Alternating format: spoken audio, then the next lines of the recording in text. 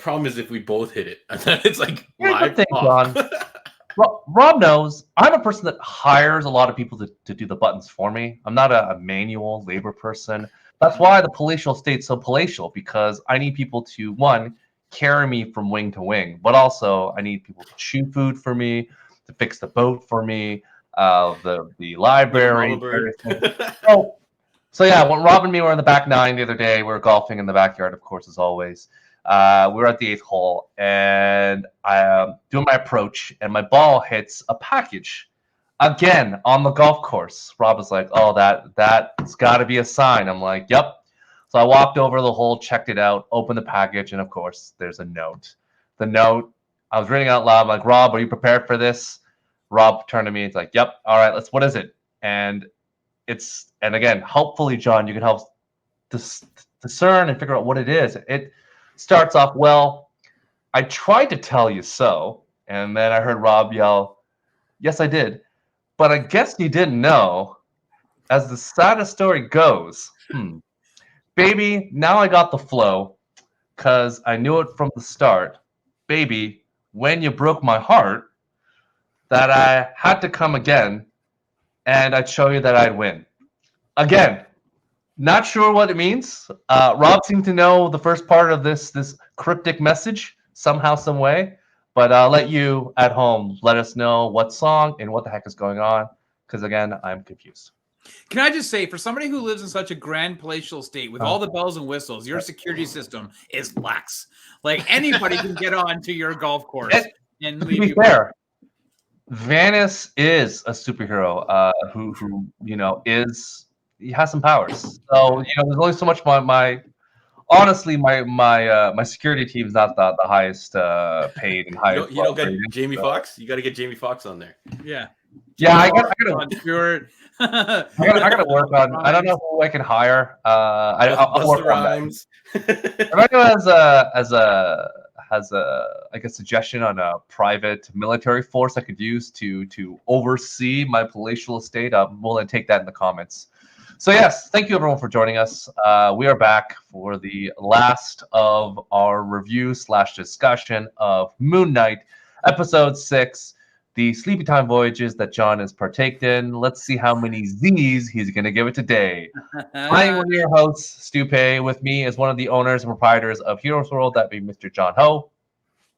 Howdy, folks.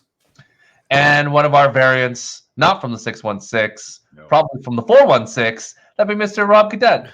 What's going on, everybody? I try to do that's it. Yeah, very clever. What's going on, everybody? I'm actually not from the 416. I'm from the 905. Wow, from 905. There's different versions. Who knows? That's true. From the sticks, like the variants. He's literally like, watch out for deer when you come up to see me. Watch out for deer running out onto the road. I'm like, I did say really? that. This is a problem. Yeah. Well, this is the things. So welcome to our final wrap up of Moon Knight, episode 6, God and Monsters, the last of the set of episodes. We have discussed it numerous times.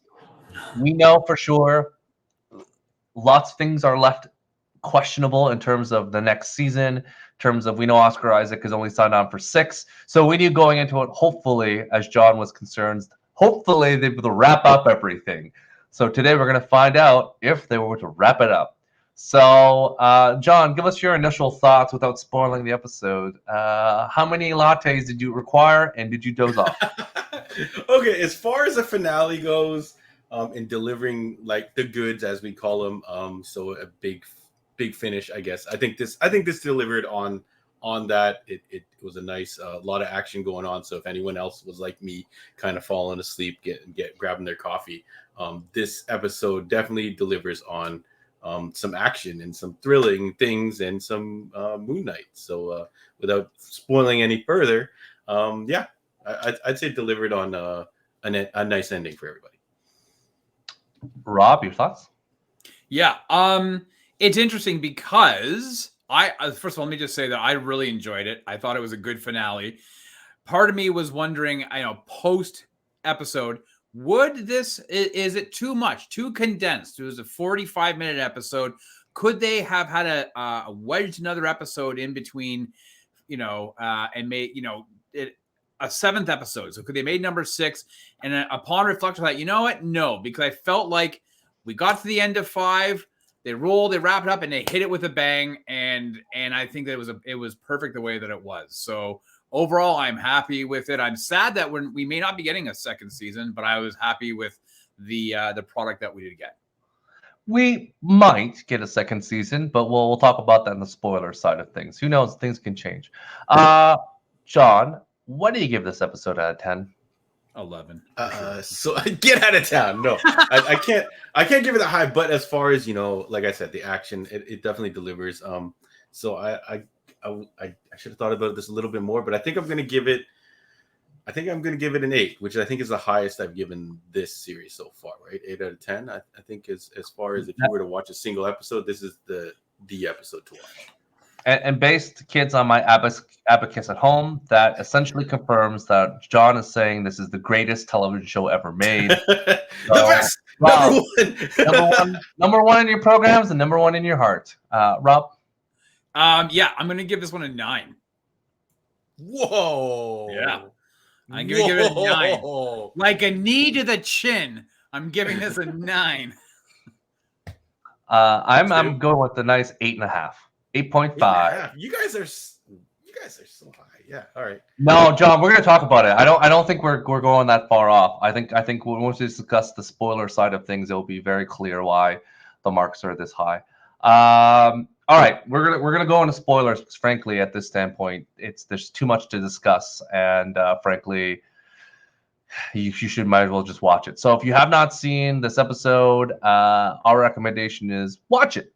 Go for it. But we're going to talk about the spoilers now. So, John, do your thing, spoiler things. So you've been forewarned. Spoilers are happening. John, keep it real. Keep it 100. Tell us what your thoughts are. Yeah, so keep it 100. This episode still had a bunch of stuff to make fun of. But I'll keep it on the positive.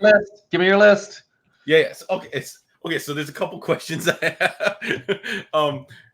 First point is, it's really nice that we get this kind of stuff. Like for a TV show, again, I have to say I'm really impressed with all these VFX and all these big shots and all this crazy stuff going on, like The Mummy, Scorpion King, all these old movies and stuff. Like wishes they could have produced this type of quality and awe and spectacle. So as far as if you were to turn this on with no sound, you would definitely be going, oh my God, what's going on? This is all this crazy stuff. But other than that, they delivered. Like Rob was worried about how much Moon Knight we're going to see. I think we got a pretty good solid helping of Moon Knight and Mr. Knight. So it was nice. I kind of made my predictions going into the episode. I was like, okay, you know what? Third personality is going to save the day. He did. Steven was going to save the day. He did. He got them out of the final thing, so we don't actually know how he got out of that final situation. And it's kind of funny that they just brush that off. They're kind of like, "Did you do that? I didn't do that. Did you do that? No." And then Lila's like, "That was crazy." And then they're just like, whatever. And you don't get a resolve to it. You're just like, funny thing, we just won the day. So that. But as far as action, I do question how Steven or Mr. Knight got so skilled, because he wrecked shop. So this is the payoff of all that training footage that I guess we saw Oscar. I think in episode 5 and the boat, they basically had the conversation like, we are the same. So Steven can tap into that. Muscle memory or memory. Like it's one of those things where it's like, it was always there. It's just in terms of like the skills are there. You just couldn't just reach for them. Yeah. But now that they're in sync, where they're both like jumping in and out of character so much, like effortlessly, then they're like, oh, of course now he can fight and do whatever, which is great. Yeah. So I guess my 3 favorite things from the episode. Number 3, double throat punch, Mr. Knight. His intro, he's like, check out these new skills. Bam, double throat punch to those guys. Moon Knight gets to do a very Batman-like grapple drop kick, which was freaking amazing. And then I'll give my number 1 thing, the shout out to that Lila character. She gets her own costume. She gets this really cool set of wings. She gets one of the best moments in the show where the little girl is like, "Are you an Egyptian superhero?" She's like, "Yes, I am." And then she got to do a lot of cool stuff, a la kind of like Falcon level acrobatics. So all that stuff, lots of fights, lots of cool stuff going on. So yeah, I think I'm satisfied with this ending, but it kind of sucks because now everyone, I guess we're going to talk about later, like everyone's going, "Hey, when's season 2? When's season 2?" So you do have to look at this series as it's an origin story, right? Do we need to spend this much time on an origin with no possible 2, unless this is like a whole kind of like, smoke and mirrors, and they're like, yeah, of course there's a season 2, but they want to kind of keep everyone dangling on the rope. If that's it, then yeah, I feel like they did waste a lot of early time. So if we're talking about grand wrap up of things, yeah, great wrap up. Could they have covered a lot more ground? Yes. And I'll leave it for later. I'm sure you got a couple other follow-up questions, but yeah, I'm happy with the ending. Yeah. Rob?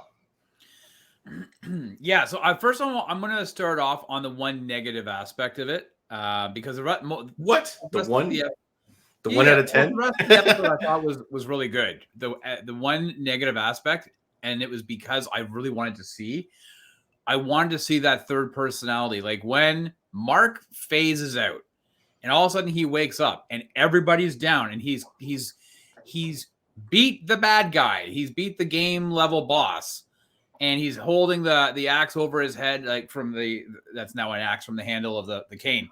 I wanted to see what happened. I was like, I want to see that. And I was like, what the hell? And I was like, I was hoping that at some point that third personality, Jake, would come out and that we would actually see it as like a flashback. And we didn't. And I was like, when you are having your big boss battle and and it's finished, but you don't get to see what happened, I felt somewhat cheated out of that because I really wanted I wanted to see that. So that for me was my one negative. It was pretty damning. How was he going to get out of this situation? He was like stabbed in the chest on the floor, and then all of a sudden, but didn't you want to see all that? Yeah, no, that's what I'm saying. It's like almost like the when Grant Morrison was doing his Bat God, where Batman would be handcuffed to a chair, everything would be against him, and all of a sudden, next panel he'd be free, and you're like, what the what?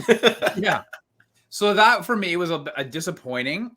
Maybe from an artistic standpoint, they wanted to say, okay, fine, whatever. But let's go to the positive. First of all, I loved the aspect that, I'm not going to lie, guys, I thought going into this that that would be the end of Steven until later on. I didn't realize that Mark would not even pass back into the land of the living, that he would sacrifice himself essentially, because he realized even though he had his heart was whole, it wasn't. Right? Like he needed Steven to make himself whole, to balance the scales, I guess you could say. So I really enjoyed the fact that they didn't just take the easy road, which I would have done and said, okay, he's in the land of the living, and then asks Khonshu, we got to save Steven. It was more of, I can't do this without him. So I thought that was fabulous. And then I did like the fact that Steven and Mark were interchanging the persona of Moon Knight, Mr. Knight so fluidly. And that was great. I wish it was introduced earlier. and as John said, the fight scenes from Mr. Knight, especially when he had those 2 sticks and he was like taking those guys to task, I loved it. Like I thought, this is the action that I wanted to see, that I had made somewhat concerns about in episode 2, I think, because that when they're in the desert, right? And I said I wanted, or maybe it was episode 3, and I said that the fighting looked clunky and everything else. In this episode, it looked smooth. It looked like some attention was given to it. I don't know if they had a longer lead time to train, to fight, choreograph the whole thing, but the fight scenes were just fantastic. So I really enjoyed that. And I really enjoyed even the battle between Khonshu and Reptilia, whatever her name was, Emmett, right? Because I thought that was like really cool. Like the whole thing was cool. You see Harrow and Moon Knight fighting in the foreground, in the background, the giant, the gods behind them, which I thought was just fantastic. And Layla, like Layla's, she earned that power, right? Like she earned it. And then she kicked the shit out of these guys. But it wasn't like it wasn't like, Shazam, where all of a sudden he's all these powers, he's doing shit he couldn't do. She was kicking the crap out of guys before anyways. This is now just heightened that sense of for those powers for her. So so all in all, I really enjoyed it. Like, I thought it tied everything up. I know that there's obviously that third personality, which then led to the end credit scene. But I thought it tied it all up really well, left us wanting more. And I just thought it was, I thought it was a lot of fun. And I felt like this finale was very comic booky as well. And that was the one thing I really appreciated about it. I got that sense out of the Hawkeye series that some of the times it felt like that finale, especially with the tree falling and all that, and the miniature, the car. I felt that was very comic booky, and I really appreciated that. And I felt they did the same thing on this one. So overall, I'm really happy with it. I quite enjoyed it, and I enjoyed the flashback or whatever into the other realm just to find out that Harrow, he's also in purgatory, I guess is what we can call it, right? And he's wondering why his feet are bleeding. So, I think we have to give some, I guess, props to the director, because I never in my wildest world expected a kaiju battle between Ahmet and Khonshu in the background of the Egyptian pyramids. I'm like, oh, they're doing this. These are giant CGI monsters fighting. And I think CGI is always crisp and better at nighttime. So they really were able to take advantage of like the CGI technology, basically, because when you add lights to it, everything kind of looks like more fake. But when it's in darkness, like those two fighting in the background, meanwhile, Harrow and Mark Spector were fighting on the floor. I was like, what in the world? This is bonkers. I never expected. It was kind of Power Rangers like, though. But here's again, did you ever expect this in the Marvel universe? No, like we got a little bit of like when Ant-Man fights. You're like, oh, Ant-Man's fighting, but it's just usually just Ant-Man, big. But these are two giant monsters fighting in the background. I'm like, oh, this doesn't happen very often. And I'm just like, does everyone else see this, or are they all in like dark? I couldn't figure out in my mind. I'm like, do you think, because now once Layla was attached with her avatar, she could see Khonshu, she could see Ahmet, and she could see everything else because they were hidden. Do you think anyone else in the city saw these giant kaijus essentially fighting, or was that just like sound in the wind going in the background?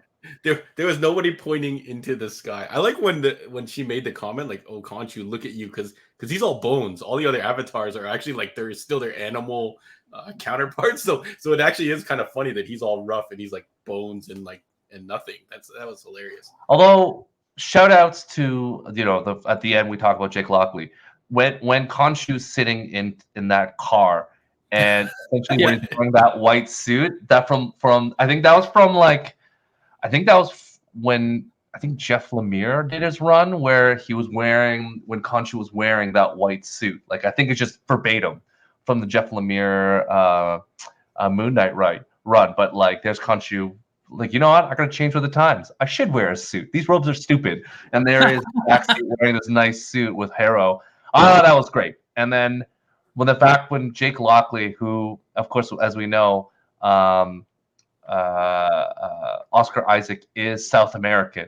So when he starts speaking Spanish and going that other route, I'm sure he asked, it's like, yeah, Jake Lockley, can we just make him Spanish? And they're like, yeah, whatever you want, buddy. Jake Lockley, you can do whatever you want to do. So when he comes in and just has that third personality, I knew the moment when Steven was like, oh, we're smarter than you. And then when Concha's like, I release you two from it. I was like, oh no, like you guys are screwed. The moment he said that, I was like, oh no. I knew the third thing was coming because it's like, yes, I release you, Stephen Grant. I'll release you, Mark Spector from my thing. I'm like, oh, you guys are dummies. You should have said all of us. Are there any of us, any entity in this body you gotta, break the deal with?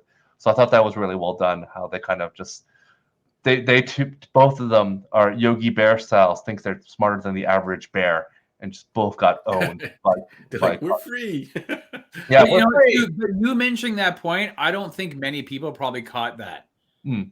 So that's a good point to mention out. I think people, when they just heard Conch say, then I release you two or whatever he said, I don't think people ever thought, oh, it's a play on words because he knows. So for the fact that you picked up on that, I think is really good because it's fun. I thought it was really done. I liked the limo because of like Jake is the limo driver, and then it's on Spectre the license plate. I was like all the little things. Like to your point, Rob, very comic booky at the end where.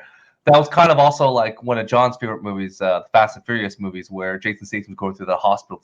Probably the same British hospital. All the lights like swinging from the thing. He's like, oh, I'm looking after my brother. I'm like, wait, you just murdered half the medical staff. But he left his brother in the hospital.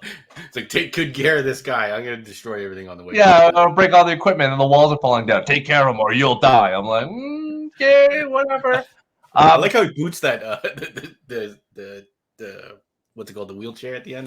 That's pretty funny. He's like, really, and he's just like, screw this. Yeah, like, and I think Rob, you mentioned like her being. I guess they officially said that she is.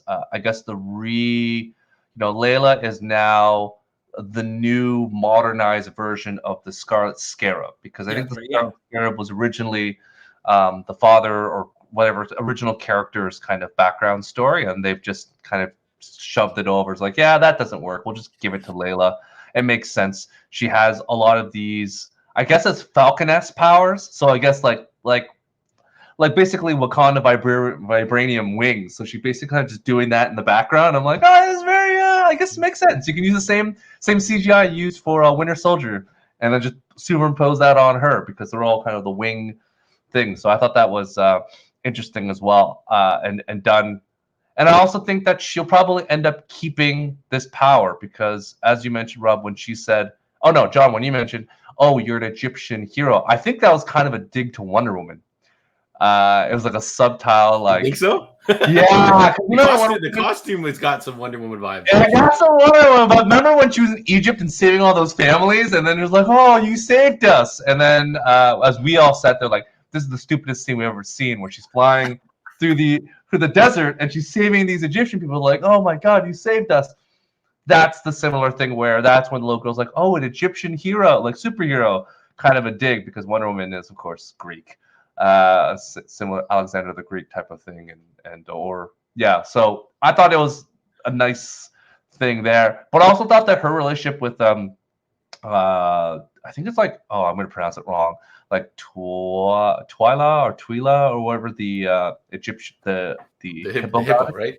It spoke through dead people. That was a little weird. Yeah, like the moment she's like, "Oh, we're gonna be really great together." It's like temporary, and then it's like, I like the little banter they had. It's like, "Oh yeah, your dad's gonna be so happy," and she's like, "What?" She's like, "Yeah, I led him to the thing," and so I feel like that's kind of like you learn in the comic books that Venom and that symbiote's really weird, and they have a really bad symbiotic relationship. And when you meet the other ones, they're just normal, and it makes sense that they're kind of connected, just like the avatars. Like you can imagine when you're not a split personality, when you join with an avatar, it makes sense and kind of fit for you. John, do you think that she'll remain the Scarlet Scarab, or do you think she's going to give up the powers? I think the implied idea is that she keeps the powers. I think they've already asked her if season 2 is happening, and she says she would love to revisit it. But again, everyone's being very kind of like that. This was it. So I think the costume looks so good, and the response is so good that I can't see them getting rid of this character. Rob? Oh no, I think she'll be back. I think. Oscar Isaac will probably be back. I don't think we're going to get the season 2. I think you're going to see some of them pop up in a movie sometime in 2024, 2025. Like, I think it's going to be some time, right? But we'll see them again. But she'll definitely be in that role for sure. Yeah, because I know that Mohammed Deeps, the director, was like, he would love to do a movie. But again, it's also dependent on Oscar Isaac. So as we've kind of already danced around it, we know that he signed for 6 and he would do more if it kind of felt right. He didn't want to do the golden handcuffs. But John, do you think Oscar Isaac cared? Do you think he'll want to do more, or do you think he's good? No, I think it generally, I think it comes off on screen that he did like playing these characters, especially the goofy team of Mark and Steven. So I think for sure they're keeping it really tight to the vest, and he's saying if a project presents itself, if the script is good, which I think is your idea, I think a movie would be the next logical step. They've kind of laid out all this origin, all this kind of stuff. Now they can go straight into a movie, fully running. So they've got their Disney Plus content out of the way. They've told his origin story. Now they can go full speed, which I think would be much better for me. Rob?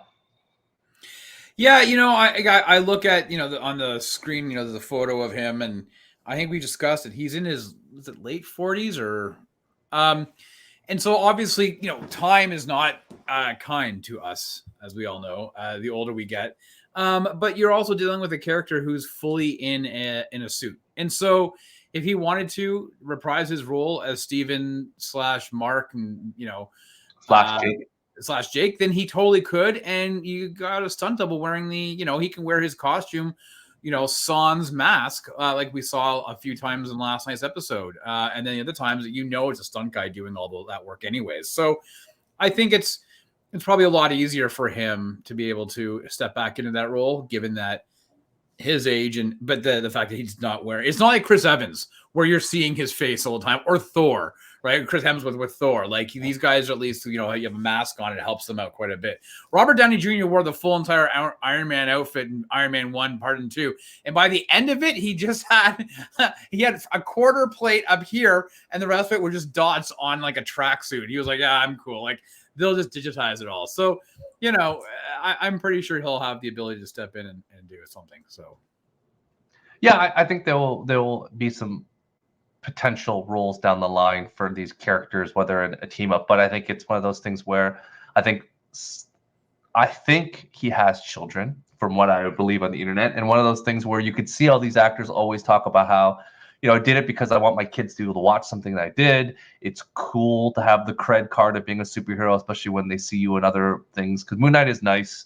But I think at the end of the day, being one of those big Marvel movie projects, the Avengers and whatnot, there is kind of a cool kid card. And as parents will know, sometimes you'll do bad things to make your kids happy. Like R.I.P. Raul Julia, where his kid's like, "Can you do Street Fighter?" He's like, "All right."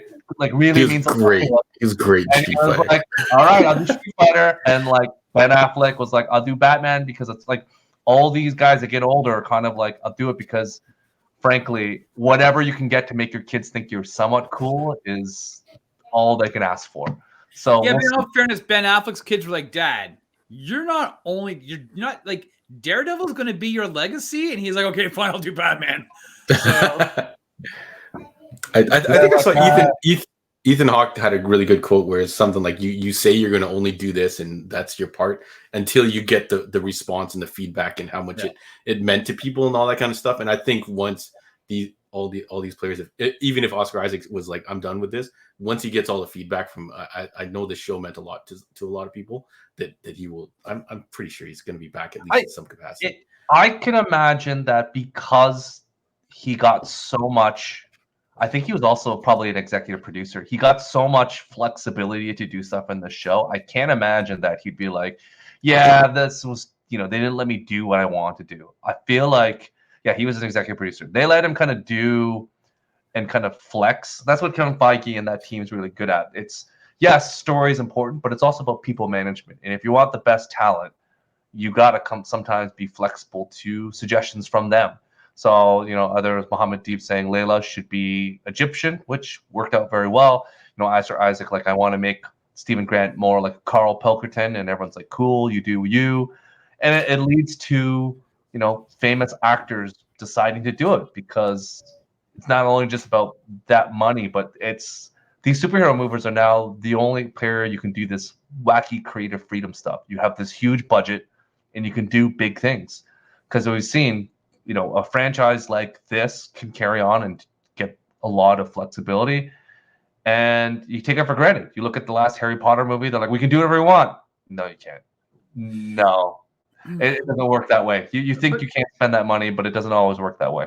But I feel, though, that to your point, that's true now. I don't know if that was true a number of years ago, and I don't know if this is spun out of the freedom that James Gunn had with Guardians 1, or if this is more reflective of what Taika did with Thor Ragnarok, because I feel like that ability to allow the actors and directors a lot more creative freedom, I feel like that shifted after Ragnarok, after seeing how it was received, because it is so vastly different from everything that came before it. I just think that Kevin Feige is just a good people person. And I think that the big, even before Taika, was basically Edgar Wright's Ant-Man.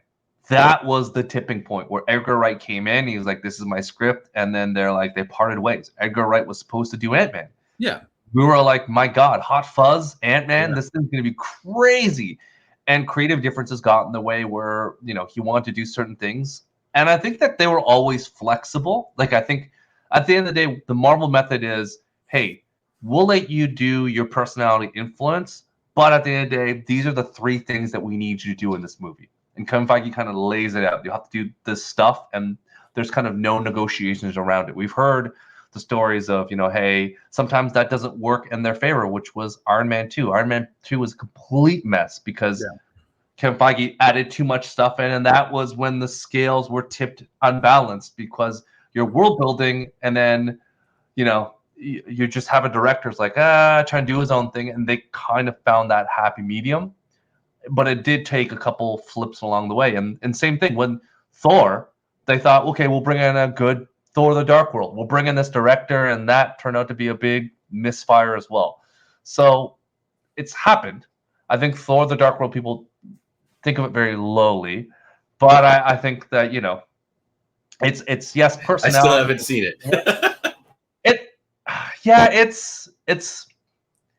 It's not as bad as I recall it to be, but it is very different from. It's entertaining, but it's not. Yeah, I think it was a time when they were kind of like, should we do more serious? Like, we can have a couple jokes, and now Marvel's gone, let's go the Taika way for some of these characters, and I think it's just giving people the flexibility depending on the director.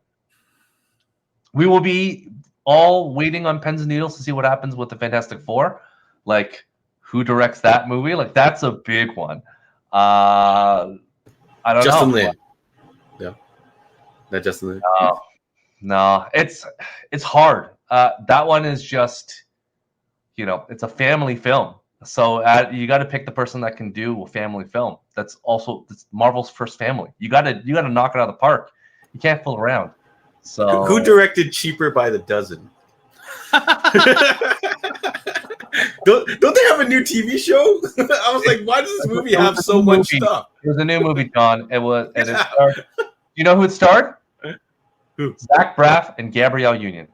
Oh, yo, I gotta see this now. I was like, why haven't you seen this already? I'm surprised you haven't seen it already.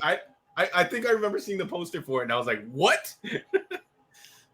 Like, sure. Yeah. I think it's one of those things where, They talk about this. I think, they got some bad press about these massive deals. It worked in their favor before. They were the first studio to do it, to lock these people down. Then everyone decided to do it. And as we joked about the Dark Universe, we're going to line up all this. Javier Bardem, there's Johnny Depp. There's like all these characters are going to be all these movies. And Tom Cruise, he's going to be in The Mummy. We're going to do a Dark Universe. We'll bring them all together. It'll be like the Monster Squad on like steroids. It'll be the greatest. And that didn't survive one movie. Two actually, made 2 movies. So I thought there was rumors of it coming back on track. No, the Tom Cruise movie killed it. It was Dracula, the first one. I thought I saw a rumor that the Dracula is like potentially part back of it, on the and table. Then Tom Cruise did The Mummy, and then that bombed so bad they're like, we're scrapping the Dark Universe. that was a stake in the heart. They had that Russell Crowe lined up to be like basically Nick Fury as like, we're the people that watch over all the ghosts and the things that spook in the dark. So that would have been Mr. Jekyll, Mr. Hyde. I think that was that Javier Bardem that was gonna be Dr. Jekyll, Mr. Hyde, and then Tom Cruise was the Mummy, and then who was Johnny Depp, the Invisible Man? Invisible Man, yeah. Right. Okay. Who's Dracula? Are you talking about the one with Luke Evans? Yeah, Luke Evans. Yeah. I didn't think that was part of the. It was. Okay. Because if you watch the end of it, they lead to Central Time, and that's the Dracula. Okay. I know Yeah. I didn't see the movie. Zero interest. I heard the Luke Evans thing. The project might be back. But that might have been just someone trying to kickstart that guy's career. That was the first movie that came out, so that was the Kickstarter of the Dark Universe. But Dracula 2, I heard that Dracula 2. We'll What find there out was soon. no Dracula 2 Electric Boogaloo. Stop making that up. Dracula 2, Fangs Are Us. Yeah, like no. And I know that also one of the things too was I would like to see the Midnight Suns, as we talked about before. That's really what I want to see. I want to see Moon Knight. I want to see Supreme, Sorcerer Supreme Wong. I want to see Blade. I want to see Jared Leto. Jared Leto. No, Morbius is out. He's not part of the. Morbius is out. You're off the team. Well, the problem is he's not part of the. He's not part of the MCU. He's out. He's not in the same universe. So let me ask you a question though. The fact What's that that? Moon Knight is more centered in London as opposed to New York in the comic books, does that cause a bit of a conundrum? No, because it's funny because they talked about the rumors today all popped up that they had 2 cameos set up for the show. And then they discussed it back and forth. And they basically said Marvel's an open sandbox. You just pitch who you want, and you can probably get it. And I think that Oscar Isaac team was like, yeah, let's just not do it, because they thought the only thing that's right now tying this world is basically the astral, when they refer to the ancestral planes or whatever, like it's just like Black Panther, and they also mentioned that they were in Madripoor, so they're like, yeah, we're gonna leave it alone. But they could have, the Blade could have been that character, or Wolf by Midnight. Like there could have been things that popped up, but I think they decided last minute, we've gone so far without a cameo, we don't need it. I think that's good. I think it's good they didn't throw any random cameo. I respect that. Yeah.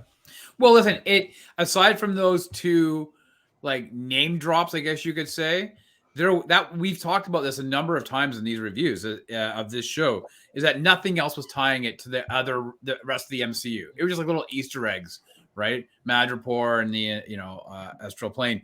So I think John's right. Had you then gone a complete 180 and dropped in these cameos, I think it would have felt somewhat disingenuous. Like it would have just been stunt casting for the sake of shoving people in there. Yeah, it would have got them clicks. It would have got people who don't watch this episode to go, oh, I want to see that. I don't think it matters. Yeah. I was gonna say though, like the Amit scene, like we talk about that alligator CGI was done really well when she came out. When she's like eating souls, I was like, where are we gonna get a giant alligator eating souls? Like again, I wouldn't imagine to ever see this. They had the I did and like everything. when she was like, when she fought the other god, she's like, you guys are weaklings, and she just killed all of them. I'm like, she effed them up. They got destroyed in like 1 second. Not since John, we're all going to experience it momentarily, but the rumors about the next superhero team just getting demolished in 10 minutes. I think this is the record right now. This team getting this team of gods being knocked out within a matter of moments. So, well, listen, not since Hook have I seen a giant alligator take out somebody as quickly as I saw in this episode. So, still thinking about you, Dustin Hoffman, in that horrible way. yeah. R.I.P. Smee.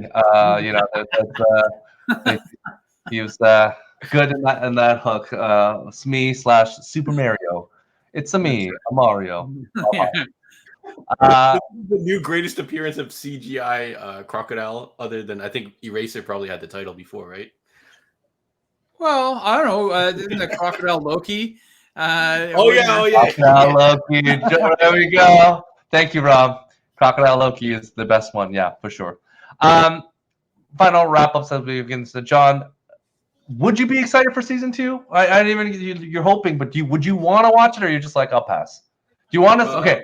I don't think a season or a movie. What's your preference? I would rather movie. I think if this was a movie and it was tightened up, I would have enjoyed this a lot more. Right now, as it stands, I might have a slight inkling to watch the finale episode again, because it has a very nice summary at the very beginning of the episode. It tells you everything that happened, and you don't even need to go back and watch the other ones. I think Lila got actually a better journey than a lot of the other characters, so you might want to go back and experience that character growing and finding out, but you want to find out what exactly happened to her father. That's a whole mystery and that kind of stuff. So movie, 100%. I'd sign up. Another TV show. I don't know if these shows are necessarily for me anymore. So we'll see. Whoa, shows are for me anymore? Like the Marvel shows? Like you're the Marvel shows. I don't know. The pacing is really off to me. And so you're off. Maybe I'm just an impatient guy. Ms. Marvel? You're not gonna watch Ms. Marvel? Miss Marvel seems like a completely different show, though. It's not along these lines, I feel. So, but yeah, it's a teeny bopper show that's right up John's alley. So yeah, like we should expect like 13 out of 10 review every time with John because he's gonna love that show. It's gonna be fun. It was just the pacing. Like I like the end result. I like a lot of the characters from this. I like a lot of the bits, the lore, that kind of stuff. They probably could have done a deeper dive into the whole mental health issue of the dissociative identity disorder or whatever. I'm sure a lot of that was just Hollywood stuff, and they maybe didn't do a deep dive. So I would educating the public about stuff like that is always a priority. So I definitely would like to see more exploration in that direction.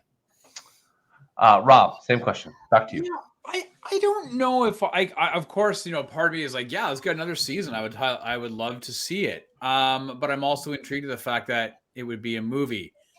I just don't know. Does Moon Knight have the push to be a full-fledged movie now? Like now that it's already been a 6-episode show, would it actually make any bank as a movie? And I'm just not sure that it would. I think it might be a bit of a gamble for that character to hold. Morgan's made a ton of money, right? To hold his own movie, right? So it's all about how much it costs. If it's cheap, it's not that bad.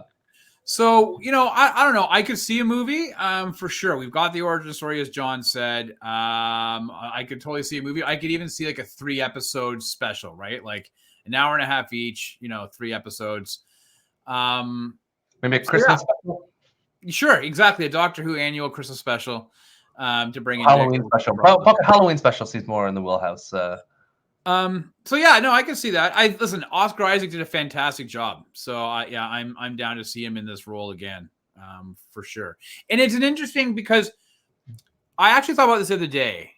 I enjoyed Falcon and Winter Soldier, but my memory of it was that I was kind of like, and yet I've lately been somewhat intrigued to go back and start it up again. So I wonder like if these shows will age, like the further we get away from them. If you sat down and watched all 6 episodes in one go, kind of over like 2 days, if it would feel better, you'll be, as opposed to this week to week. I'm just not sure. Yeah, it's I think all of them have their place when you look back at them. They each have their own strengths and weaknesses. It is. I think what I want to experience, Rob, we talked about at the very beginning, is that rewatching this show specifically, trying to pick up the cues.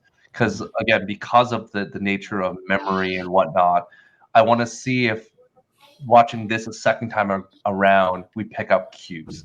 Like, in my mind, I look at that apartment, and the final scene when Mark and Steven wake up in that apartment, and they're like, oh, we're here, and they see the 2 fishes. Like you saw the 2 fishes instead of one Nemo, it's 2. Then immediately you jump in the next scene that's like Jack is in the car. So is this where they are when Jack is in charge? Like the 2 of them are like, in thinking that they're in this condo, but actually they're not in the condo. They're roaming the streets as Jack Lockley and just kicking ass and taking names. So I'm curious to see if there's any connection. Maybe I'm just a little. No. I wondered that as well. I wondered because of the way that it edited. Yeah. They woke up and they're like, oh, that worked out well. And I was like, wait, was this a dream? Like, what was this? And then when they get up and they're tied to the bed again, I'm like, what the hell? It seems like bizarre to me. And the 2 fish were there. And I was like, they weren't there before. And I was like, all right, well, maybe it's just like synergy coming together. I don't know, whatever. But you make it. Yeah. But then it is a very good point. Is that what is going on in Jake's head, that they're trapped in that, and that's where they're living, right? So that's where they think they're in control when Jake is in charge. Like again, I'd like to know. I think if they get to the second season or the movie, the curiosity is we see it the mirror one half. Like they just see it. Like I wonder what it looks like on their other the POV from their side. So they still have a little bit of navigation they can do to show how that works, especially with the two of them watching Jake, realizing that's a thing that's happening too. So it'll be interesting to see how that works. There are lots more things that they could do, and again, I just feel that I think, John, your point of the goodwill that Oscar Isaac will get in the show, because he didn't have to do any of Marvel's other agendas. You need to watch Moon Knight because it's part of the other thing. Was nice. My wife did mention that it was interesting, and I didn't see the point either, where it was interesting, the purple light. It's like there's very cues for that stuff. So again, it's like, oh, purple light of Thanos, like taking people away. Like, what does the purple light significance? It's just purple for being purple, or is it just that's the significance of that, of just souls being lost? So I don't remember. We talked about this in one of the first episodes. I go, what's with the purple? Like, there's obviously this is a thing that they've been doing in this phase 3 and 4. Purple seems to be a very So maybe it could just be because purple is kind of like a haunting color. I don't know. No, it's the light of that was just, it was more highlighted because there's so many more souls and things happening at that standpoint, and as opposed to in the beginning, it's like you saw a little bit from the staff, but this was really on display. Like everything was bright purple, so you're just like, oh, something's afoot here, but who knows? Purple light behind me! Purple light behind me! No, sorry. I think Rob, we'll finish off with this, and I'll give time for John. Now that you completed it, where's this show rank with all the other Marvel shows? Me? Yeah, Rob. Oh, I'm trying to remember what I did. I thought I put Hawkeye first. So yeah, you did. And what was my second? I think my second was Falcon and Soldier. Yep. So you know what? This might be right below Hawkeye. I still think Hawkeye is number 1 for me, but this might be a number 2. Yeah. That's crazy. I don't know if this cracks my top 3. I don't know. I don't know if I could go through all the shows again. Remind us. What's your top 3? Remind us. Top 3 is probably Falcon, Winter Soldier, Hawkeye, and what else? Wait. Oh, maybe that was it. Yeah. Wait. That's only 2. Yeah, you named 2. Loki. Yeah, that's named 2. In top 3, I'm going to give 2 answers. But how does Falcon and Soldier beat Hawkeye when you gave Hawkeye? Oh, it's not in order, not necessarily in order, right? Okay, so Hawkeye, I think I'm going to enjoy the most. The idea is to give your ranking of 1, 2, and 3. Yeah. So anyway, Hawkeye would be on the top. Falcon and Winter Soldier is probably second, and then third, I think it would be a toss-up. It's definitely not Loki. It's definitely not What If. I feel like WandaVision. Towards the end of WandaVision, especially Jimmy and I knew it. You're giving it the Randall Park 3. Yeah, Randall Park and Kat Dennings were a really sweet combo, and I think I would go. I think my ranking would be based on what I'm going to most likely rewatch again. Sure. And for Moon Knight, I think I'm only rewatch that last episode. But at least for WandaVision, I think I have to go through at least 2 or 3 episodes to see all those interactions that I want. Stu, like, is it in your top 3? No, because Loki is there. I think because I'm a big sucker for Loki. I think it is Hawkeye. Yeah. I just think that the pain and the suffering he was dealing with, just like the scenes that he was emoting, especially the scene where he's sitting there watching his life before him all kind of wind down, and he was like, "Yep, that's the end of tape." He's like, "That's it, eh?"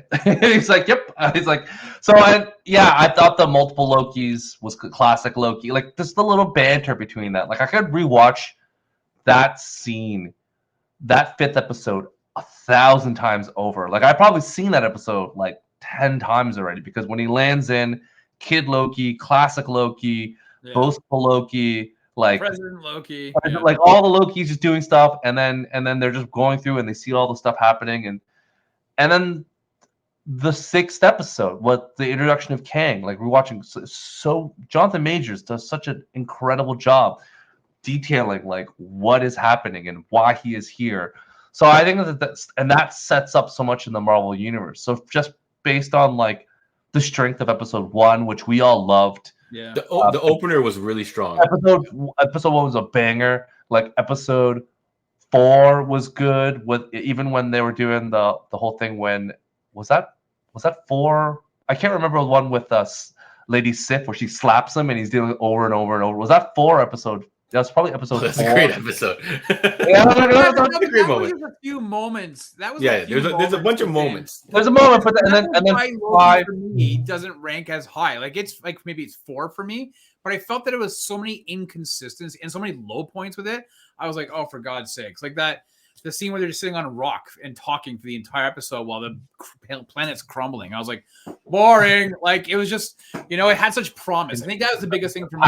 tree of the purple sky, Rob, just falling down. You're just like, no, you're not. Yeah. You're not down. Yeah, and Sylvie. Okay. On the train where he's drinking and just having fun. Again, Right. the highs are highs and the lows are low, Rob. But man, those highs, woo! That's what I'd say probably. So I would still recommend you watch the show. It has its merit.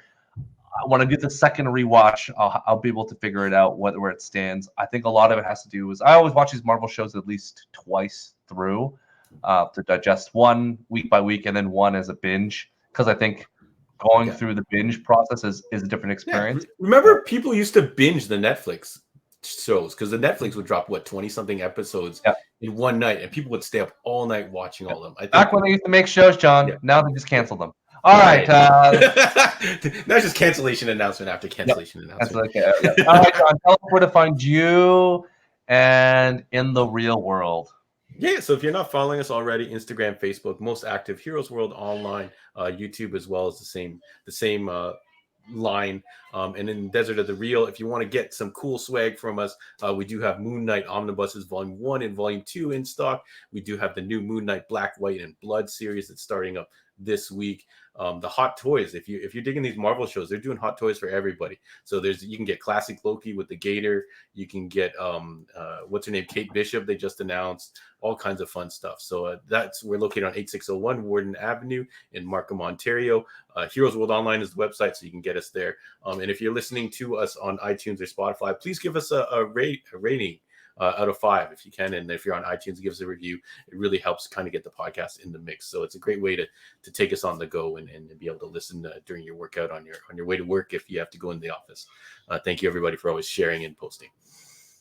Awesome. Rob, what's going on the Sidekick Show? So thanks, Stu. Mondays, 8:15 p.m. live on YouTube, Facebook, and Twitch. John and I are the Sidekick Show. And this week, we are going back to 2005 and checking out The 40-Year-Old Virgin. We've done a lot of action movies. We've been recently doing some dramas. We've done sci-fi shows. But the one thing we haven't really done is any comedies. So we decided we're going to check out The 40-Year-Old Virgin. It's currently playing in Canada on Netflix or on Crave if you have the Star subscription on Crave. So you can check us out, check that movie out, and then come join John and I as we talk 40-Year-Old Virgin. Monday night, 8:15 live, YouTube, Facebook, and Twitch. Marvel's Ant-Man in that movie. So yeah. That's right. And Anchorman. Sure. Anchorman. Anchorman. Which we no longer refer to Anchorman 2 as it never happened. There's a second one? Exactly. Could you believe? Who would make the second one of these? Unbelievable. Thank you for joining us. Be safe out there. Watch the show, like, subscribe, all those things that you do. And again, let us know your thoughts on Vanessa's cryptic clue. What is Vanessa up to? Does anyone know what he does? Questions. Thank you all. Thank you for joining us.